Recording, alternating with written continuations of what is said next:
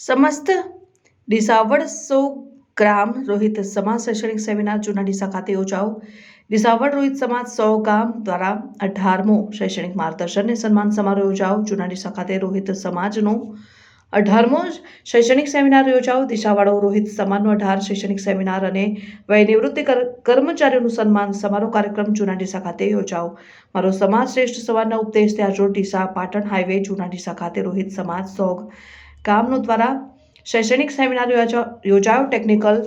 Technology યુગમાં દરેક સમાજ રૂઢિચુસ્ત રિવાજોથી દૂર રહીને આજે શિક્ષણ તરફ નાનામાં નાના સમાજ વળી ગયો છે અને શિક્ષણ થકી સમાજનો વિકાસ થાય તેવા પ્રયત્નો દરેક સમાજ કરતી હોય છે। ત્યારે રોહિત સમાજ દ્વારા પણ દર વર્ષની જેમ આ વર્ષે પણ ધોરણ 10, 12 અને કોલેજ કક્ષાએ અને સ્પર્ધાત્મક પરીક્ષાઓમાં સારી ટકાવારી મેળવેલ વિદ્યાર્થીઓનું અને સરકારી નોકરીએ લાગેલા વિદ્યાર્થીઓનું સન્માન સમારોહ કાર્યક્રમ સમાજ થકી વિદ્યાર્થીઓના ઉત્સાહમાં વધારો કરવા માટે દર વર્ષે શૈક્ષણિક સેમિનાર યોજી વિદ્યાર્થીઓનું સન્માન રોહિત સમાજ દ્વારા કરવામાં આવતું હોય છે। ત્યારે આજરોડ ડીસા તાલુકાના જૂના ડીસા ગામે સંત શ્રી રોહિદાસ રિસર્ચ સેન્ટર ડીસા પાટણ જૂના ડીસા ખાતે શૈક્ષણિક સેમિનાર યોજાયો હતો અને જેમાં સમાજના તેજસ્વી તારલાઓનું સન્માન કરવામાં આવ્યું। જ્યારે વય નિવૃત્તિ અને સરકારી ડિપાર્ટમેન્ટમાં વર્ગ ભરતી સહિતના તેજસ્વી તારલાઓનું સન્માન રોહિત સમાજના આગેવાનો દ્વારા કરવામાં આવ્યું।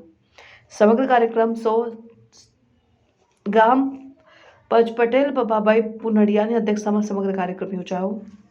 આમંત્રિત મહેમાનોમાં અશ્વિનભાઈ દોલતભાઈ પરમાર, ચિરાગભાઈ ધોકડિયા, સુરત પીઆઈ, લક્ષ્મણભાઈ મેવાણી પુનડિયા, ભોજનદાતા પ્રકાશભાઈ વી ધોળકિયા પીએસઆઈ, ડીસા પીસી સોલંકી સહિતના રોહિત સમાજના આગેવાનો મોટી સંખ્યામાં હાજર રહી સમાજના તેજસ્વી તારલાઓનું અભિવાદન કરી સન્માનિત કર્યા।